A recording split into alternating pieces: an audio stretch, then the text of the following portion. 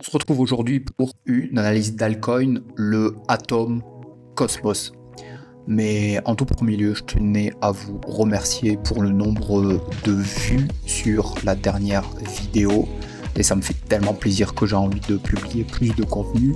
Et me voilà de retour sur une analyse d'altcoin avec une crypto-monnaie sur laquelle je suis bien exposé, qui est une partie importante de mon portefeuille. Donc il y aura certainement un côté un petit peu arbitraire dans mon jugement de cette altcoin. Et j'aime beaucoup Cosmos, je l'utilise au quotidien depuis plus de 2 ans. C'est très rapide et il y a la communication entre toutes ces blockchains qui se fait instantanément. Et c'est vraiment très intéressant pour faire les ponts, pour faire de la finance décentralisée. C'est vraiment très agréable à utiliser et j'ai fait quelques recherches par exemple sur Osmosis qui est vraiment la blockchain par où passent toutes les transactions pour acheter et vendre la plupart des crypto-monnaies de Layer 1 qui communiquent entre elles sur le système Cosmos. Il n'y a pas eu de piratage, il y a eu juste une seule fois une faille dans le code qui a permis aux agrégateurs de liquidités de retirer plus que ce qu'ils avaient mis dans la pool. Une correction, une faille qui a été corrigée via un patch, et même ceux qui avaient profité de la faille ont proposé de retourner leurs fonds. Et au total, l'attaque ou la perte s'est élevée à seulement 5 millions de dollars. Quand on voit par exemple à côté sur Ethereum, et c'est pas une critique, c'est un constat, quand on voit sur Ethereum par exemple, ou d'autres Layer 2, ou d'autres blockchains qui fonctionnent en EVM, c'est-à-dire avec de la même manière que Ethereum, en Ethereum Virtual Machine, eux se font hacker des dizaines de millions de dollars, des centaines de millions de dollars, et en général, ça tue, ça crame les projets. Donc vraiment très solide au niveau du code, très rapide, malheureusement peu centralisé, puisque on compte sur Cosmos 150 nœuds maximum. Donc peut-être une amélioration à voir au niveau de la décentralisation, mais en termes de sécurité et de rapidité, on est là. Et je vous renvoie notamment vers mon livre le Bitcoin et la blockchain, où j'explique la pierre angulaire des blockchains, où c'est pas possible, pour le moment en tout cas, d'avoir les trois aspects très importants d'une blockchain, à savoir l'aspect sécurité, l'aspect rapidité, scalabilité, et l'aspect décentralisé. On peut être bon que sur deux de ces trois aspects, toujours en dénigrant ou en laissant un petit peu de côté un troisième aspect. Donc, vous l'aurez compris, sur Atom Cosmos, c'est la rapidité et la sécurité. Mais ça reste quand même plus décentralisé, par exemple, que la BNB Smart Chain qui contient, je crois, 21 nœuds. Pas plus de 21 nœuds pour le moment. Solana, à titre de comparaison, ils ont entre 1500 et 2000 nœuds. Et le top, évidemment, c'est Bitcoin avec 65 000 nœuds environ. Donc voilà, pour l'instant, on en est là. Cosmos qui pèse avec une capitalisation de moins de 3 milliards, 2,7 milliards. Quand on voit Solana, par exemple, aujourd'hui, qui pèse déjà 118 milliards, je crois. Ethereum qui a dû passer les 400 milliards, donc là on est vraiment dans les stars des layers 1. Donc pour montrer pour moi qu'il y a une grosse marge de progression en termes de capitalisation. Le tout, c'est que le réseau redevienne à la mode, qui redeviennent utilisés. Donc il y a des gros fans de Atom pour justement ça, la communication entre les blockchains, l'interopérabilité. C'est vraiment très chouette à utiliser, très confortable, il y a très peu de bugs. Après, les faiblesses, c'est qu'il faille utiliser le portefeuille Kepler, puisque ça fonctionne d'une manière différente que les blockchains en EVM. Donc c'est peut-être un frein justement à une adoption plus rapide et plus massive. On a vu des Layer 1 qui communiquent avec Cosmos, qui ont été un petit peu à la mode ces derniers temps, notamment avec Saga, le airdrop. Il y a 2 ans, on avait la communauté Juno qui était vraiment en feu. Et puis il y a des mauvais choix qui ont été faits en termes de airdrop, il y a des mauvais choix qui ont été faits en termes de partage, de tokenomics, et il y a certaines, voilà, il y a certaines trahisons qui ont été faites, des ventes massives, et ce qui a complètement ratatiné certains tokens. Pourtant, je vois donc Cosmos pour moi est très lié à Osmosis. D'ailleurs, il parlait à un moment donné de faire une fusion entre les deux. Donc je ferai certainement une vidéo consacrée entièrement à l'osmosis. Mais il me paraît important pour moi de noter que juste avant les troubles de BNB et de CZ, le fondateur de Binance, ils sont pour moi entrés sur Osmosis, puisqu'ils ont listé le Osmosis sur Binance sans demander des fonds à Osmosis, parce qu'Osmosis ils ont dit nous on payera jamais des plateformes pour être listés. Et donc pour moi, à partir du moment où Binance, ils ont facilité l'adoption de Osmosis, le listing de Osmosis sur Binance, pour moi, c'est qu'ils commencent à s'y mettre dedans, et ils sont rentrés à un prix où le Osmosis, à ce moment-là, il était à 1,60 à peu près. Aujourd'hui, il a 42 centimes. Et le Cosmos, il a pris une grosse claque, puisqu'on a un ATH à 44 dollars. Et aujourd'hui, il se négocie à 6,18$, 6,19$ au moment où j'enregistre cette vidéo. Il est très très volatile, et quand on regarde le graphique en weekly, on peut voir un très long range qui s'est installé à partir de août 2022. Aujourd'hui, on est donc janvier 2025. Donc on peut voir qu'on a navigué entre les 6$ et les 17$. Voilà. Donc on est dans ce canal-là où j'ai identifié deux ABC. Donc une première ABC ici, une deuxième ABC ici, et là je parie donc sur une impulsive. Pourquoi? Parce que quand on regarde le graphique en daily, on a pu voir que on a fait une Golden Cross à un moment donné, et ça correspond notamment avec le cycle des 4 ans du Bitcoin qui guide pour moi le marché des crypto-monnaies.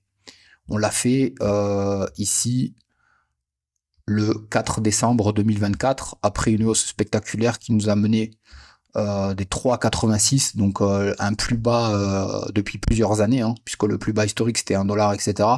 Mais c'est vraiment une grosse claque. Quand on a atteint 44$, revenir aux 3,89, ça fait vraiment très mal. Donc à partir de ce plus bas là, de 3,89, on était monté à plus de au-dessus des 10$. Donc ça a permis d'avoir cette golden cross, et qu'on n'a pas brisé. On n'a pas connu de death cross, donc l'inverse. Et ça, c'est un indicateur qu'on regarde beaucoup les institutionnels pour rentrer sur des actifs.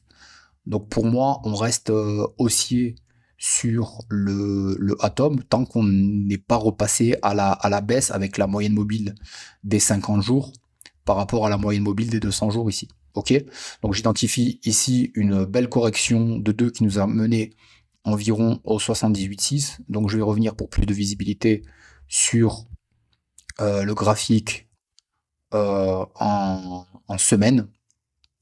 Et donc là, pour moi, on va commencer à construire une grande 3, et c'est tout à fait cohérent au vu de la volatilité de ce token.